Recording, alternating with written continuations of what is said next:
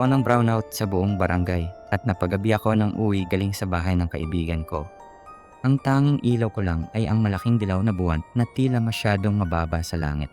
Napansin kong kakaibang tahimik ang paligid.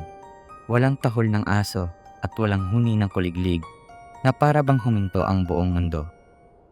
Habang naglalakad ako pauwi, napadaan ako sa tapat ng bahay ni Lola Iska at may narinig akong tunog na hindi ko malilimutan. Tok, tok, tok. Parang may basang bagay na tumutulo at tumatama sa sahig.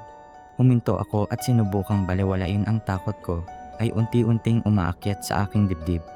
Ngunit may kung anong puwersang humila sa aking mga mata papunta sa kanyang bintana. May maliit na siwang sa kawayan at doon ko nasilayan ang loob ng bahay.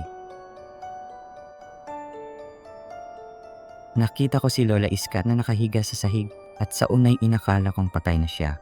Ngunit bigla siyang gumalaw. Unti-unti, sa harap mismo ng aking mga mata, nahati ang kanyang katawan sa gitna. Ang ibabang bahagi niya ay nanatili sa sahig. Ngunit ang itaas, ang ulo, dibdib at mga braso ay lumutang sa ere.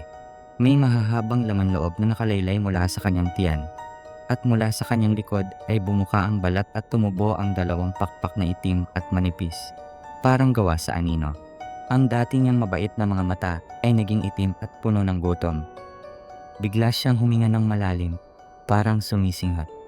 Pagkatapos ay marahan siyang bumaling sa direksyon ko at bumulong ng isang salita na nagpahinto sa aking paghinga. Bata. Nang sandaling iyon, nagkatinginan kami.